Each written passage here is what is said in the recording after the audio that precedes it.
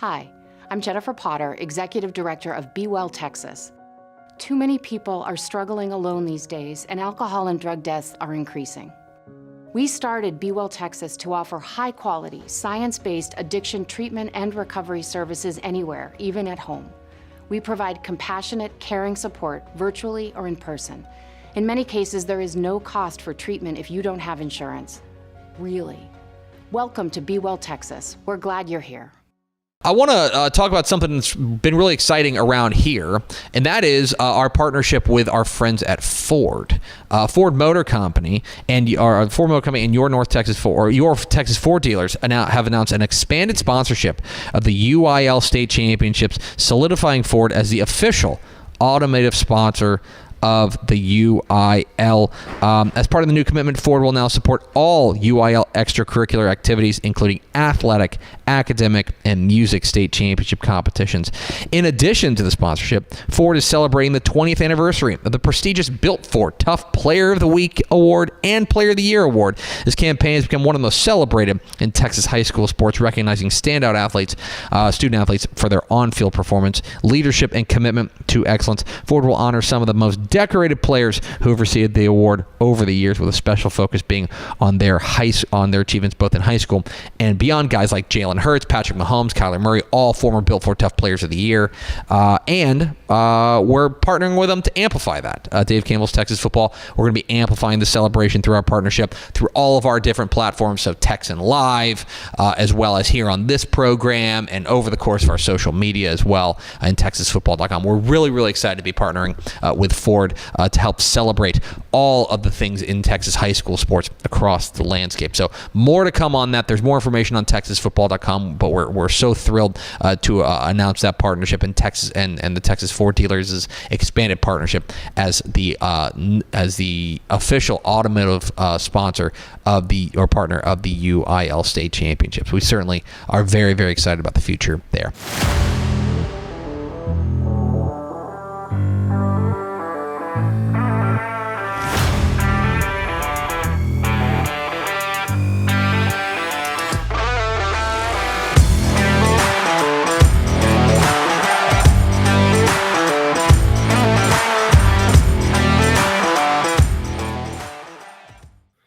Hello and welcome into a special edition of the Dave Campbell's Texas College Football Podcast.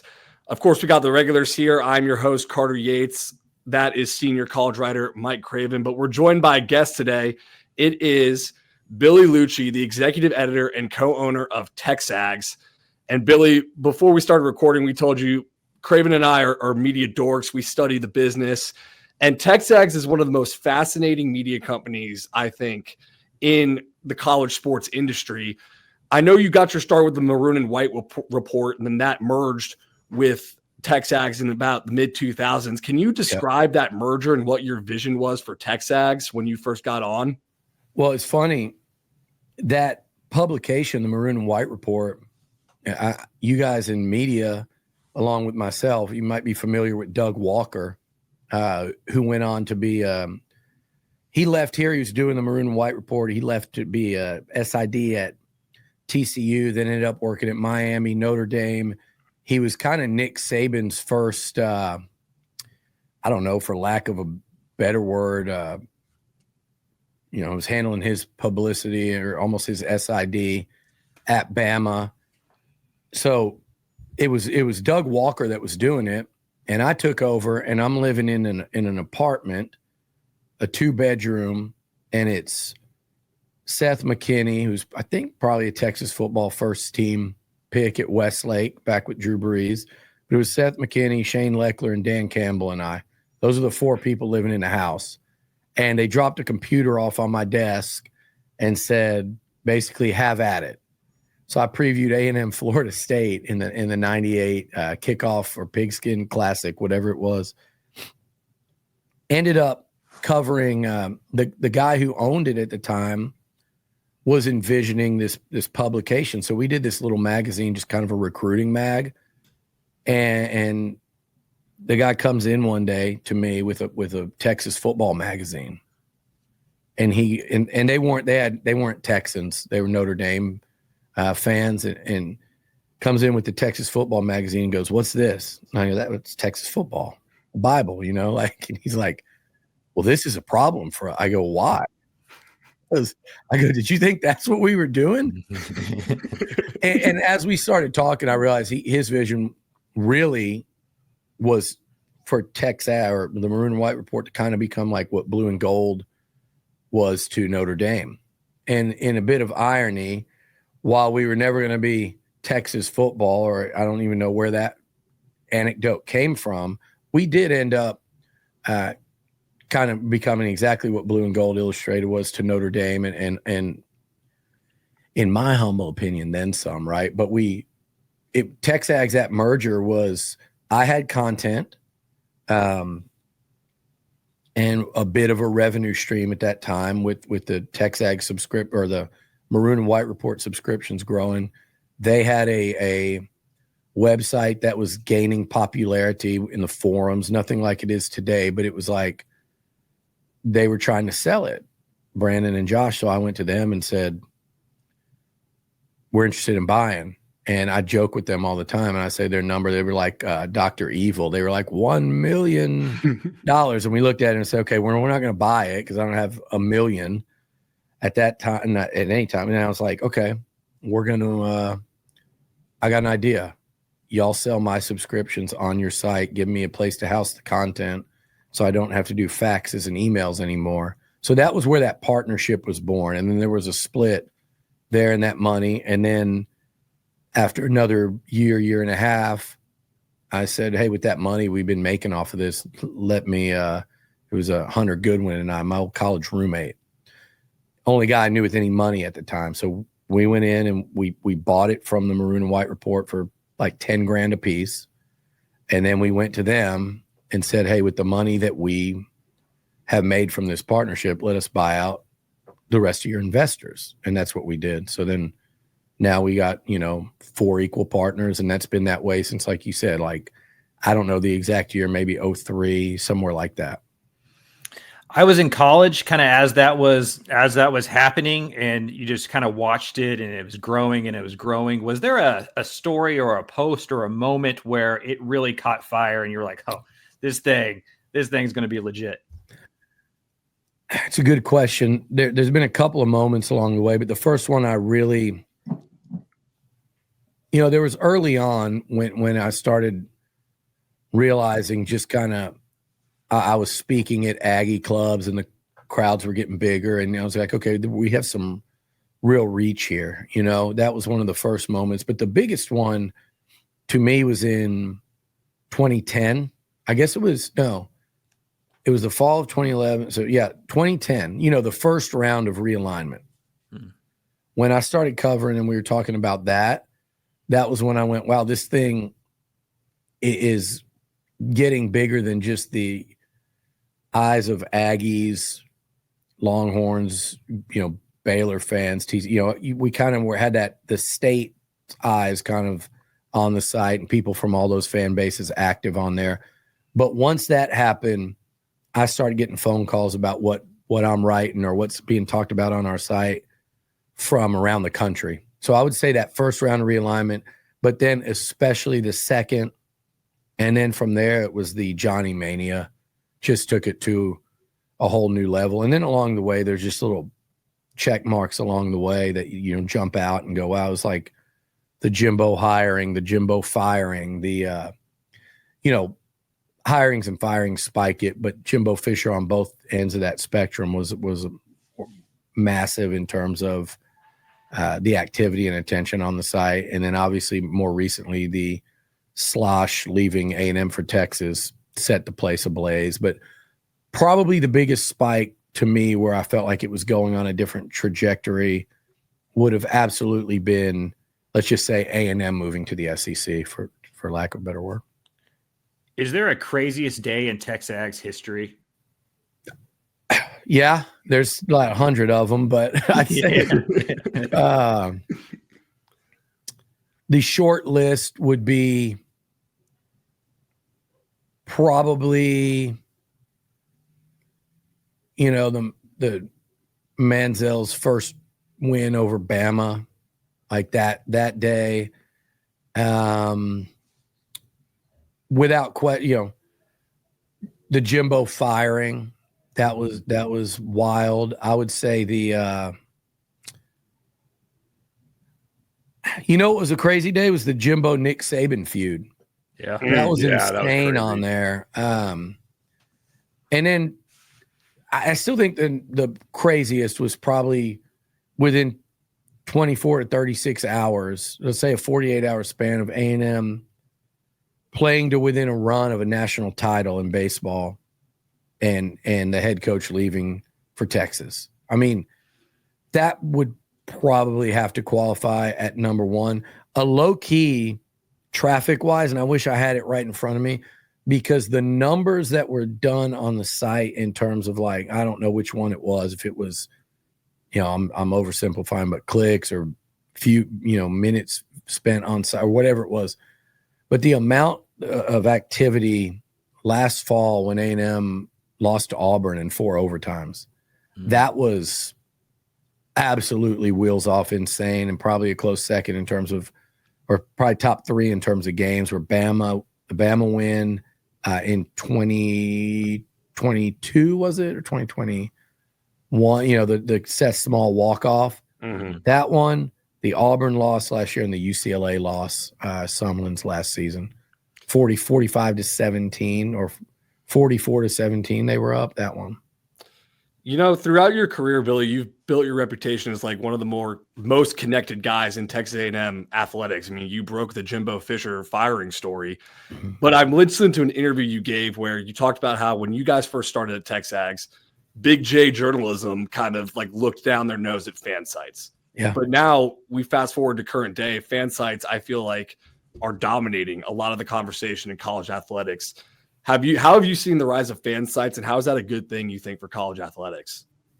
I think it's a great thing for college athletics. I know a lot of coaches and people that have come and gone might disagree, but they want the stadiums filled, right? They want 100,000 every Saturday. They want, the arenas and the stadiums packed, and there's got to be an outlet for that passion.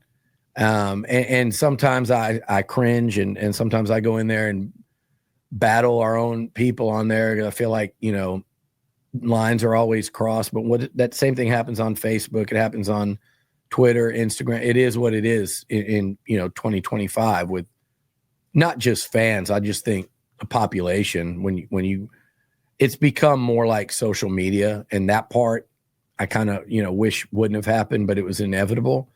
But the message boards are amazing for college sports, because it's where fans have an outlet to show their fandom. And it's why they were so popular then. And it's why everybody, first it was the newspapers that are going away. Then they say it's the magazines, unless you have something like what you guys have going. And I just think if you're great at what you do, and if you're one of the best at what you do, you don't worry about changing times. And it's not just our site. There are other sites, around the country and even in the state of Texas that cover other places that they don't have to worry, because that passion is there. And we're not just a fan site. It's like, and other fan sites as well. The good ones have like there's soul to them, and they're tied in to the fabric of the university. People think it's, they work with the athletic department. So that's what Big J journalism likes to say, right? Oh, they get all this extra access because no, it's what the fan site people, I think, have realized over the years is relationships do matter. Whether it's Kevin Sumlin coming in here as a wide receivers coach, and one day coming back 12, 15 years later as the head coach, I could have never talked to him again when he left. That's a relationship. Right before I went on just now, I was talking to a buddy of mine that's a coach in the Big Ten that came to A&M and was working in the recruiting office. Now he's really prominent at a big-time Big Ten program. Those are the things that I think the fan sites and the people that have been doing it the right way understand. Like, you can have a network in this space, and you can help the other fan sites, and everyone started to help each other. And then early on, whether it was, I don't know who some of the first people that were going on, like, let's say Sports Center. I've had a relationship with Scott Van Pelt since 2010 when the realignment stuff was starting. So I think it was Chip Brown maybe that I first saw. I think he was with Orange Bloods at the time, and he's going across the bottom scroll. That's like a breakthrough for fan sites. The next year in the second round of realignment, it's, Liucci or TexAgs is saying this. Those type things I think are what separate, because of the ability that the fan sites have to innovate and just kind of evolve with the times. We didn't always have a 3-hour a day radio show / podcast. We did that. You guys have this podcast going with the magazine now. You guys, if you want to do 10 different podcasts, can. So can we, I think it's the ability to evolve and continue to keep your fans really engaged in all these different ways. And I think when you've got the freedom that fan sites do, and when you genuinely, at some point, you have to stop caring, fellas, about what other people say. I stopped caring about what, traditional journalism said a long time ago, because I started to realize in some ways it was jealousy. And a lot of them wish they could do what we do or work at a place like this.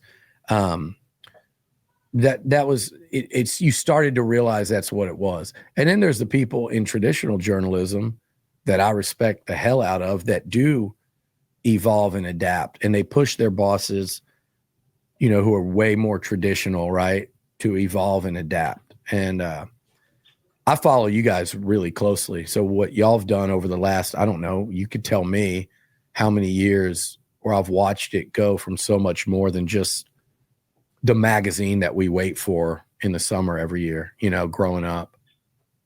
I'm still pissed they didn't put my name in Texas football back in like 92. They put 2 younger guys that I guess our coach thought was going to start over me, but I held out there.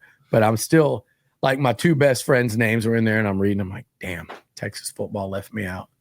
Well, they put my name in the magazine as another guy's probably going to take my job, so it could be worse. That's kind of So that's kind of what they did to me, but they didn't say me. So yeah, it's the same thing.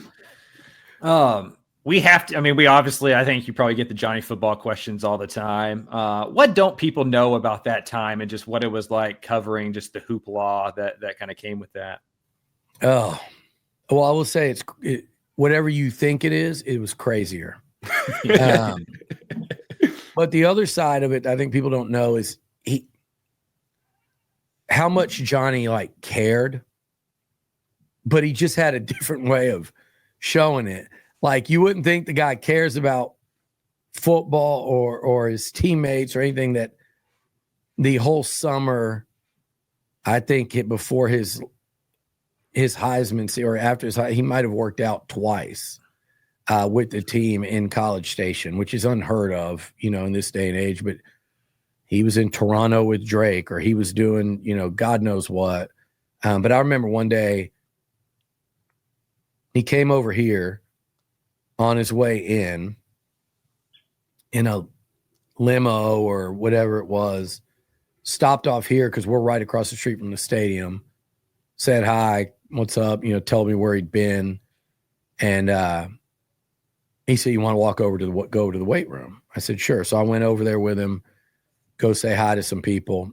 And he walks in some kind of jeans or khaki pants and tennis shoes or loafers, I think he had on. And he goes over there, and just the way the team mobbed him. And he's got gifts for Mike Evans and, I'm making up names here, but Jake Matthews or Cedric Abway. He's handing stuff out from Toronto, probably Drake swag or something. But they just mobbed him, and they were about to go do 7-on-7, voluntary summer team stuff. He'd been gone all summer. Nobody asked where he'd been. Nobody cared. He gets there, and they're practicing, and he's in his jeans and loafers, and he just can't stand watching. Throws off the shoes, goes out there, and starts playing quarterback in the 7-on-7, dressed like he arrived, and is just carving up the defense, and everybody's just having a time. And, and I think that's what people don't realize about him is how beloved he was by his teammates and the people in that program. And then also how much love he has for A&M. I mean, that's the part that I think sometimes gets lost in the shuffle, because sometimes people think he was in just a race to get out of here. And I do think there's some truth to that. He was racing, to get to the NFL and to get to, not be constrained, let's say, by the NCAA and be able to make all that money. So I think but I think what got lost in that part of it is, no, the dude absolutely loved his time in College Station. And if you asked him today, I would still think he would, without question, tell you those were the best couple. It was actually 3 because he did redshirt. Those were the best 3 years he's had as an adult. So that would be it. The other part would say, I do think it was crazier than anyone would think. I've been doing this forever. Texas had Vince and USC maybe with Bush and Leinart because it was LA. Florida had Tebow, all these things. But with Johnny, the difference was it was twofold. It was the way he played matching his lifestyle so much that it was just so wild and just pulled people in so much. And I'm talking about people like us that cover teams. I'm talking about fans. I'm talking about celebrities, actors, musicians. There was something about that style. I had a guy 30 plus years in rock and roll that no ties to A&M. And he was talking to me about Johnny and was fascinated to talk about Johnny, one of the top bands of all time. Okay.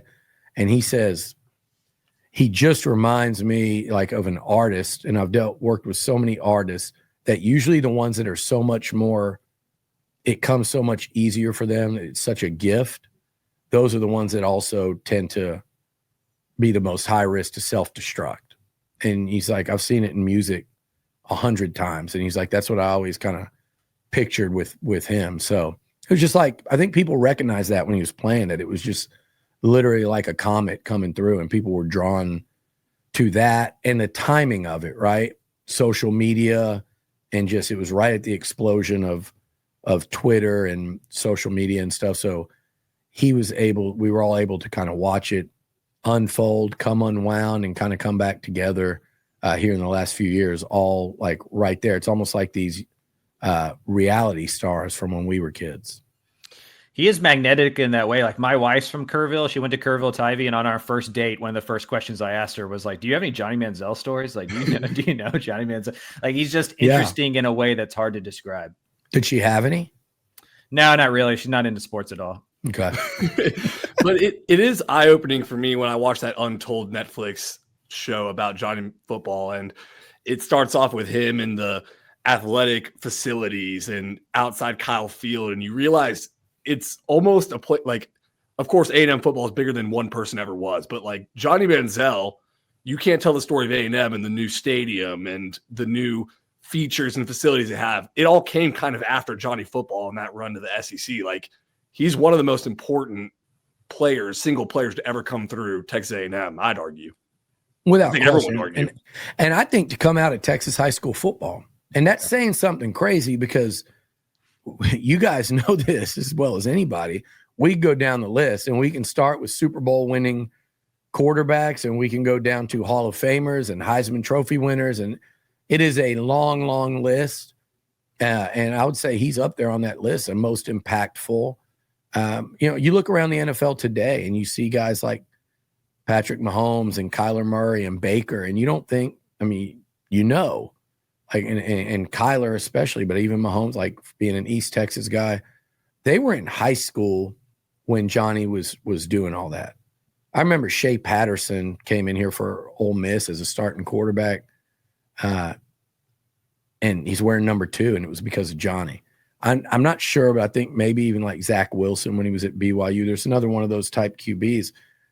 You have a whole kind of little small generation of guys that were playing the way they played and with that brashness and that type of, and you know, like the way Mahomes plays quarterback like a baseball player, like all those things, there is some connection, a direct connection to Johnny there. So it's pretty fascinating, the impact. That's one of the things I did talk about when they recorded for that show, that you know, it kind of never went there, you know, and they were kind of talking about what's his impact, what's his legacy on A&M, and I said it's even on football. What I was saying about him is the timing was perfect for him to be a star with all the stuff we just said. The timing couldn't have been worse for him in the NFL, like who he went to, how bad that organization was, how he had a really insecure quarterback ahead of him starting in Hoyer, who had been waiting for his shot forever. And I'm not saying he did anything wrong there, because he just wasn't going to let it go. And part of not letting it go is not being very helpful to Johnny. And, you know, you've heard Johnny tell some of the stories, and quite honestly, less than, had the opposite of helpful. But had he gone to a different place with a secure veteran QB that was like, yeah, this guy's not going to be ready for 2-3 years. I'm going to help him though, because I see something great in him. The timing and in how the game and NFL game has evolved, and the type quarterback that can be successful, he just missed that window. So that part of it, but yeah, his legacy at A&M, I would say he's the single most impactful athlete in A&M history. I mean, it's probably like him and E. King Gill, maybe. I don't know. So transitioning now to current day Texas A&M, who's the most impactful player on this year's team? That was smooth. That was a nice great question. We actually talked about this yesterday because we were wrestling with the word X factor, kind of the definition of X factor. Who are you talking about? I'm going to stick with, you know, quarterback, and just say it's got to be Marcel Reed. I mean, there are things that really matter. I think Cassius Howell at times last year was the best pass rusher on the A&M team that had a first and 2 second-round draft picks on the D-line. So could he be an impact, game-changing type presence? Le'Veon Moss, when he got hurt, and they not only lost by far the best player on the team in that South Carolina game, but they lost a guy that was right there at the top of the SEC rushing rank. He either led it the week before or during that, wherever it was, he was right there as the SEC's best rusher. But I think it's Marcel Reed. I really do. Yeah, and Craven wrote a story about that too. I read that. Your opinion on Texas A&M as a football team kind of hinges on Marcel Reed and what you think of his development. I totally agree. Hang on, guys. I'm texting downstairs to get us a water. Coffee was wearing on me. Okay, no, I think I read that, Craven, and I totally agree. Like, there's a lot of quarterbacks that, to me, I looked at the top 10 in college football, right? And I look at the SEC quarterback rankings, and I'm looking through that top 10, and I'm like, Notre Dame, new quarterback. Ohio State, new quarterback. Clemson, Clay Klubnik. Boom, there's a, lights flashing. You go, okay. Because you look around the rest. Georgia, new quarterback. Texas, we know his name, new quarterback. So Ole Miss and Lane Kiffin, new QB. It's everywhere. All through the top 10 of college football. Carson Beck going to Miami, no Cam Ward. And that's the same in the SEC if you look through the conference. And then you got the returning guys, Sellers, Nussmeier, Reed, and you go, who's going to be the guy that makes that big jump, that big year 1 to year 2 jump? Because Reed was better last year than I think people give him credit for. And I may even think people here in College Station. And I'm not saying that he was great, but there were glimpses of greatness. There were flashes at the Swamp in his first start. Coming off the bench against LSU and doing what he did. Led them from behind at Auburn 21-0 gave them the lead with minutes left in the fourth quarter, and the defense couldn't hold it. Or he leads a 21-point comeback at Jordan Hare and has a great game. Same thing in the bowl game against USC. I thought he played really well. He threw 2 picks. One of them was a touchdown off his receiver's helmet, and scored from 20, 25 yards out with a minute and some change left to give him the win. But the defense couldn't get a fourth down stop. So I think you get those stops defensively against Auburn and USC on fourth down, and this whole narrative changes. I don't know if you guys saw him in Cowboy Stadium, but I know you covered it. But, you know, he didn't put up great numbers in that game, but it was his second SEC start in Jerry World. They're down in the fourth quarter, and he was just really poised, making some, a few clutch throws, running the ball when he needed to. But what he didn't do is make the big mistake that Taylon Green did for Arkansas. So I just think there are a lot of boxes you can check. The one question, Craven, to me is, I think he's going to make a jump in year 2 under Colin Klein. The question is, how much is it? And that's the same with Sellers, with Nussmeier, with, Nuss is getting a lot of attention and more so than Reed. And probably because the way he slings the ball, he looks like a potential top 5 NFL pick. I watched him throw 3 picks at Kyle Field in the second half. I went to Baton Rouge a few weeks later and watched Milroe look like 5 times the quarterback he did. I watched him throw a pick 6 that should have lost the game against South Carolina, but it got called back because somebody decided to cheap shot block him. So I think all these guys have questions this year, including Marcel. But I think there's a lot more to love there than people think. My question is just going to be, how big is the jump for him as far as a quarterback executing an offense and processing and reading defenses and being decisive with the football? He's going to get better in those regards. My question is, how much? And I think he has the right offensive coordinator for that, because he's got a game similar to Colin Klein. I think it's going to look very like Kansas State-y, right? Where they're going to run the ball. They're going to use the offensive line. How much do you think that they've gotten better around him with the wide receiver transfers? They retooled the tight end room. Do you feel like that jump is going to be tied to just he's got better targets, he's got better options around him? 1,000%. Let's say 99%. I'll start by saying where I think he gets helped the most is the Aggies return there's top 7 offensive linemen. And then there's a couple of them that are going to push even those 7 that redshirted last year that they're really excited about, guys like Blake Ivy and Papa Afua. But they return their top 7. And all 7 have what I would call pretty extensive SEC starting experience. And then you've got a guy like your center, Coley, was at Utah starting, then came to A&M, and Mark Naboo earned the starting job at center, tore his ACL in the first game against Notre Dame. So Coley came in and started all year at center. So those 2 are 2 of those 7 guys, but 7 returning starters up front. And we do this a lot, right? You guys are sitting there trying to break down, what does it mean if you return your whole defense, but the defense was last in the Big 12 the year before, but this was an O-line that was pretty good last year. Yeah. They did not play well against a great defensive front in Texas, but that was a pretty damn good O-line last year. And at times they were great. They were always solid and good. South Carolina and Texas were the 2 teams that I thought really got after them. But you return your top 7 out of that group, and you return Le'Veon Moss, who we talked about, and Reuben Owens, a former 5-star who missed all of last year with a foot injury when they were so excited about what he was about to do that year, and Amari Daniels, who's Mr. Consistent. So I think it's the running game more than anything, and you mentioned with Colin Klein, and what he can do with the running game, not just with all those guys, but with Marcel, which I don't think they're going to necessarily put him in harm's way, but it's enough of a threat that you've got to account for him and make sure he's not keeping that football.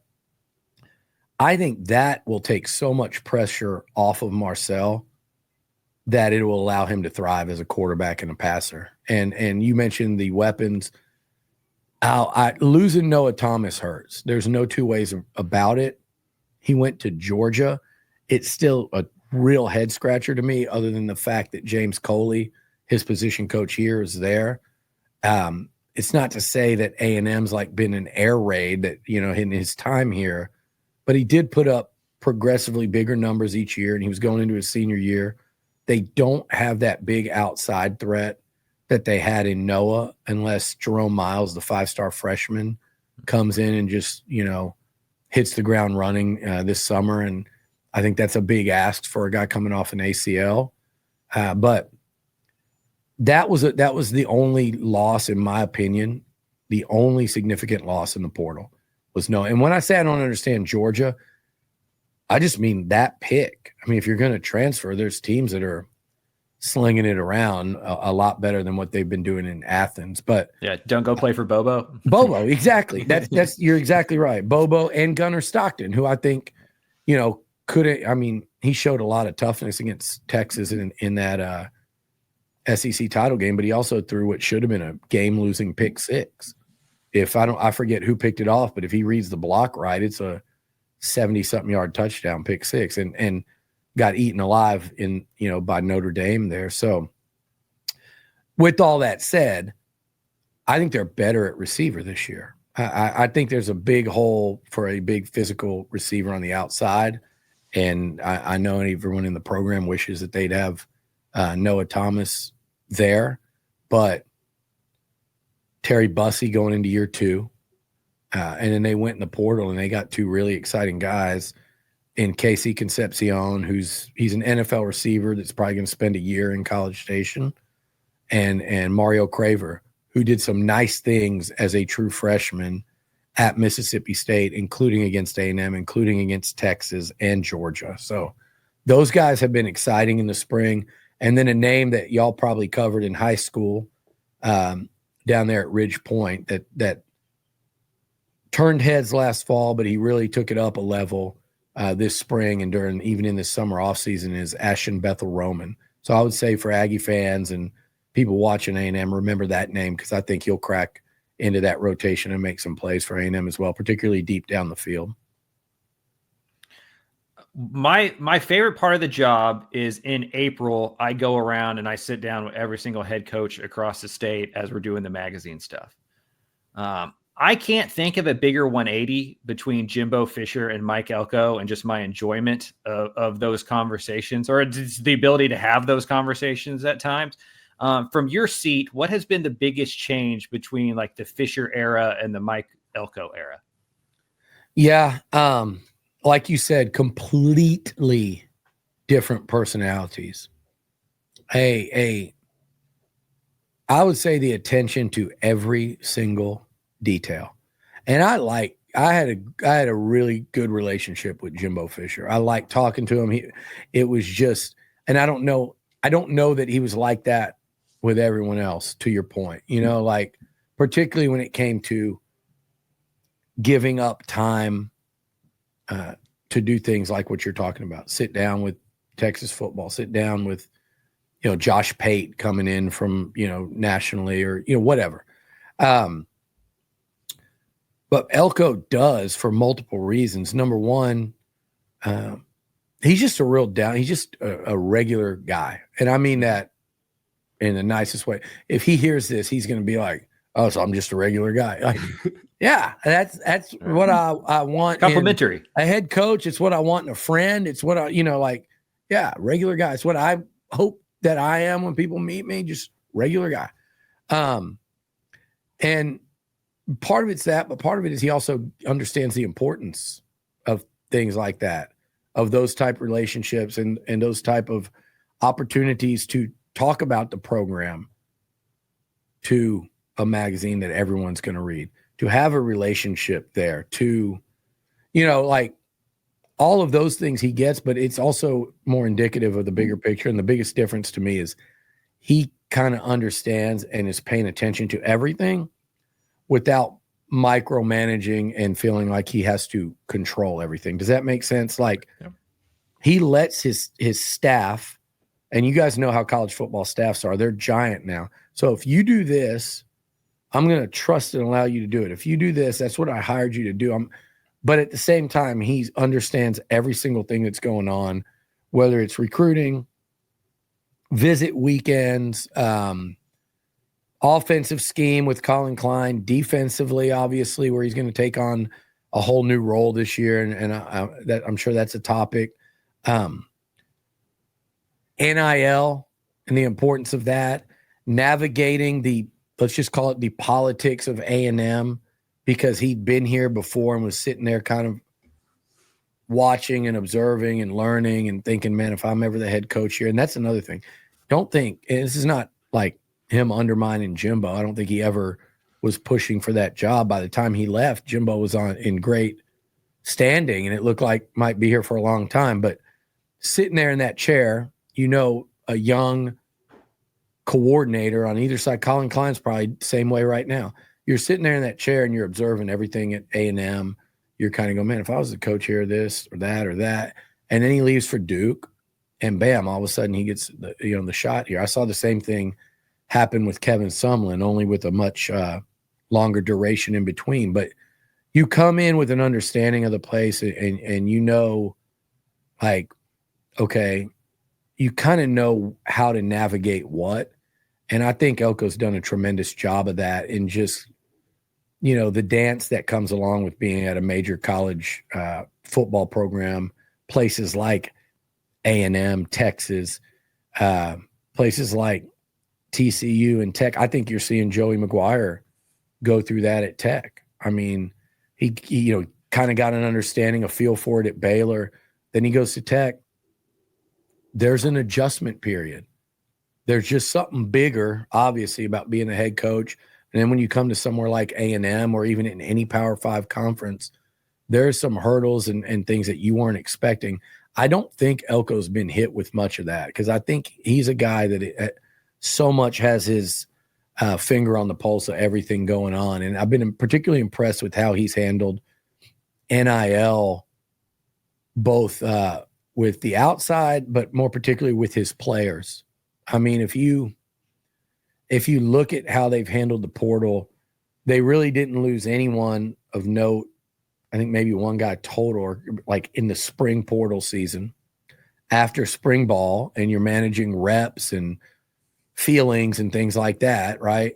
They didn't lose anything. And then I mentioned in the early portal, the one guy they lost that I thought hurt was Noah Thomas, but the list I think was literally one and one only. So I think he's done a great job with communicating NIL, portal, and all that stuff with his players on kind of a day-to-day basis, and making the guys in his program understand that, like, hey, I'm on your side on this thing, but I'm also going to be honest with you, and we're gonna openly talk about, and sometimes even joke about the portal and NIL and things like that.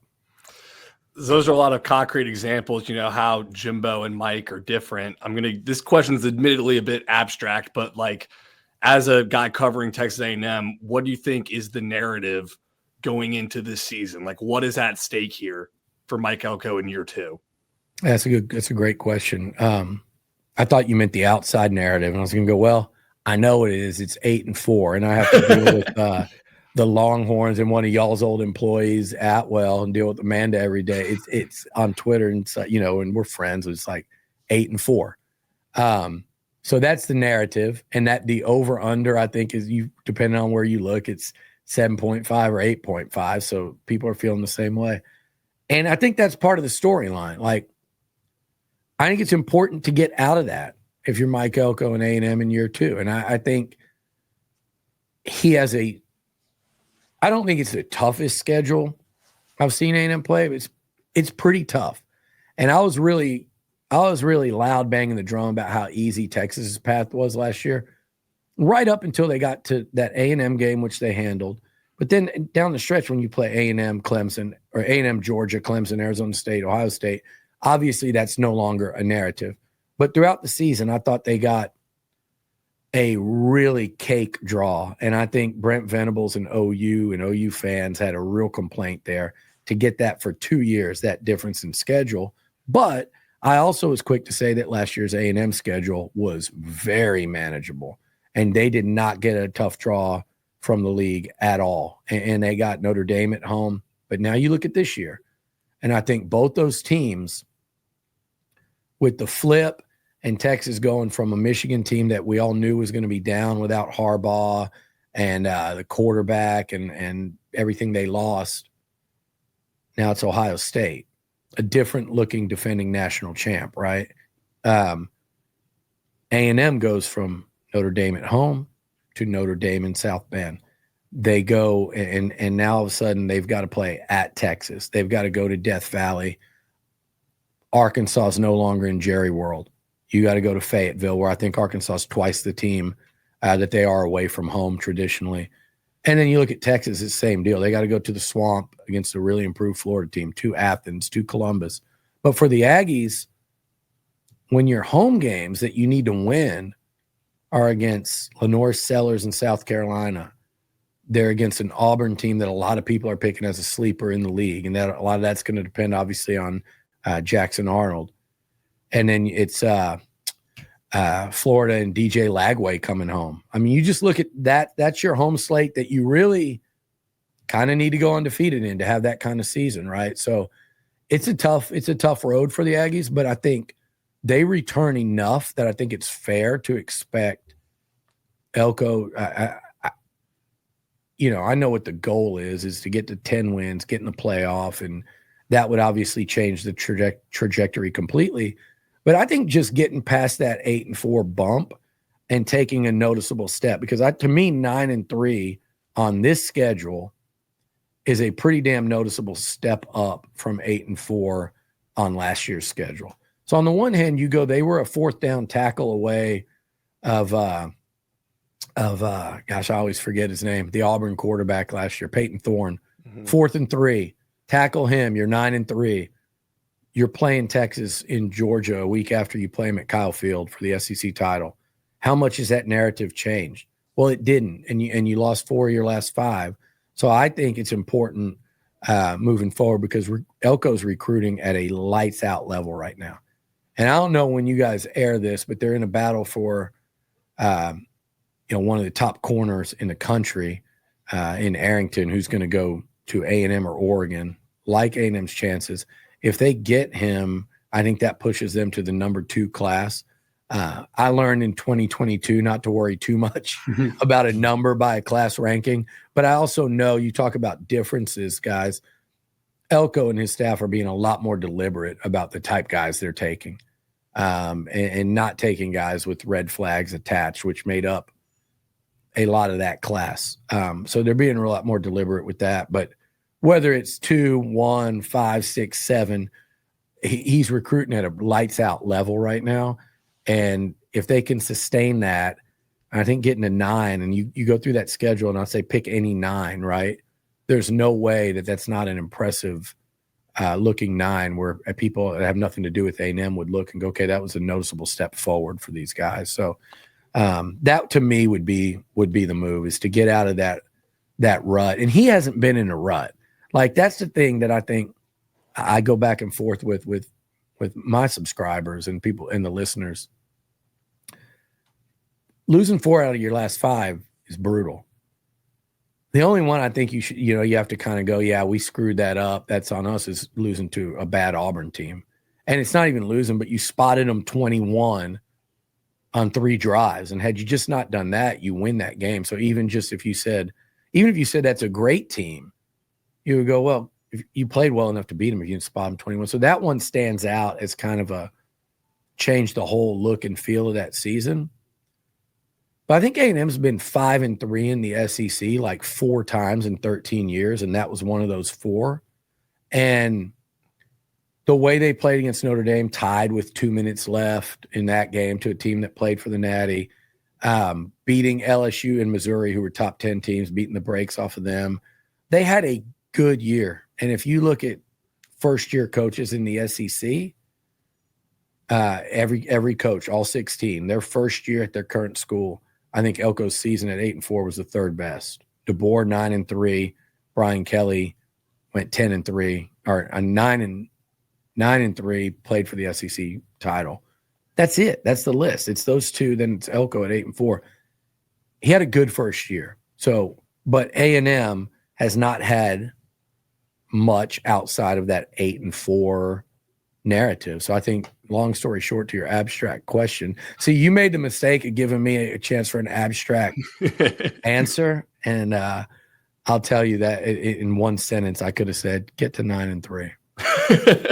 9-3 with that schedule. 9-3 with that schedule, you're in an argument for a college football playoff spot, especially depending on who the wins are against. You know, you mentioned Texas, and it feels like college football. I mean, this is an original thought, but I believe it, that like college football is as fun as it is miserable for your rival, and vice versa.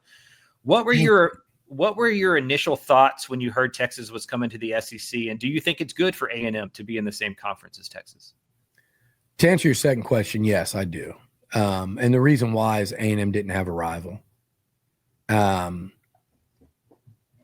love beating LSU. They didn't do it for 6 years entering the league. I think in the last 7, it's 4-3 A&M. That's one thing Jimbo did do, is he turned that game into a home team wins type of thing, from you lost to them every year. Their rivals in baseball, you know, there's some hate there in baseball, and there's a lot of history between A&M and LSU, and there's a lot of we really want to beat those guys because there's so many LSU people in Houston and in Texas and in the workplace and all that, but it's just not a rivalry. It has been extremely competitive across all sports. When you look at, we won't go into it, but the 13 years, there's been some storylines too, but especially in football, but also baseball. Athletic director went over there and they took your AD and Scott Woodward. So there's a lot going on there. A&M got the coach that LSU wanted, not once, but twice, in Jimbo Fisher. And then they tried to take him away. So there's a ton there, but they're not a rival. And LSU would be even quicker to say A&M's not a rival. And I would contend that LSU doesn't really have a rival, you know. But the Aggie fans, Aggies throughout the course of history, we've always had a rival. It was Texas. And even when both teams were in separate leagues, that rivalry lived on social media, right? And those battles were probably even more heated because we were living in the world of hypothetical, and it was just – you know, insanity prevailed, right? So having a rival back, it is better for A&M to have Texas in the league because they have a true rivalry. And it's not just in football, but it's especially in football. But it's in everything. And we saw it this year in year one. Win, lose, or draw, that is an absolute rival. And it brings a lot of life to what A&M's doing in the SEC. I hated it when it happened. Hated it. And the reason why is A&M went to the SEC not to get away from Texas. That was part of it. It was just kind of an ancillary benefit to it all. But they thought about going with Texas when they put together the Pac-16 package without telling anyone. And they finally, added A&M to their own group chat, probably before they added Tech or anyone else, or was Tech left out of that deal? I forget who they were. It's been so long now. There's been so much realignment. I think they were leaving. Yeah, they were leaving Tech and Baylor out of it, right? Yeah. So they finally added A&M and said, "Hey, we're going to start a group chat and include OU and Oak State, but don't tell Tech and don't tell Baylor." But when they did that, the Aggies, that was a real consideration. I think that was Bill Burns' preference, who was the AD at the time. But A&M people looked at the SEC and felt there was a better fit, a better opportunity. And yeah, part of the benefit was we want, at that point in time, we want to get away from Texas. The Longhorn Network and everything that was going on with that, they went over there. But it wasn't that Texas was coming back that bothered me as much as there was a real advantage there for A&M, particularly on the recruiting front, to be in the SEC, to be the only Texas team in that conference, and especially when Texas was going through Mac Brown to Charlie Strong to Tom Herman, when all of that was going on and Sark was brand new, there was real advantage for A&M. And like you said, the joy is in the misery of your rival. And there's certainly, it's not a case that can be made. It's absolutely true. A&M did not take advantage of that opportunity, which was a 12-year opportunity. And if you want to say a 10-year, once it was announced for Texas, they had a decade to really put a foot, on Texas's throat and climb up in that SEC. And while the Aggies have done a really nice job across all sports in the SEC, football, they've been better than I think people give them credit for. You go through and you look at the collective record in 13 years in the conference and yada, yada, yada, all these other metrics. They've been a good, solid SEC program, but they were only able to be special once, maybe twice, when those 2 top 5 finishes.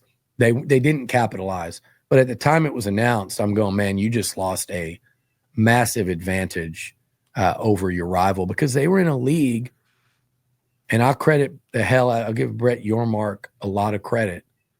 The Big 12 survived and got it together. But, man, it felt like Texas and Oklahoma were in a dying conference, and certainly the SEC was light years ahead in terms of perception, where they rated with recruits and also on-field performance, So it was an advantage that I thought A&M was kind of forced to give up. But then in hindsight, you go, well, what did you really do with that advantage? It's more about getting the right coaches and winning. It doesn't matter what conference you're in. It doesn't matter who your opponents are. It's getting the right coaches and winning, and that's it. It's as simple as that. So that's what the task is now for A&M. That would be the case whether Texas was in the league or not. In fact, Texas being in the league might up that sense of urgency a little bit. I think any Aggie fan who was against the move had to have changed their opinion with the atmosphere last year. Like, that was the coolest thing I'd ever seen in my life, that A&M Texas game last year coming back. So, I can see how the initial reaction being different than the reaction now, for sure. Yeah, for sure. And we'll have plenty more of those atmospheres coming in the next couple of years. Both teams in the SEC now, both with coaches they feel are the future of their programs. Billy, thank you so much for joining the Dave Campbell's College Football Podcast. We appreciate you coming on. Absolutely. Y'all keep it up, and love to get one of you guys or both of y'all on the show sometime between now and the season.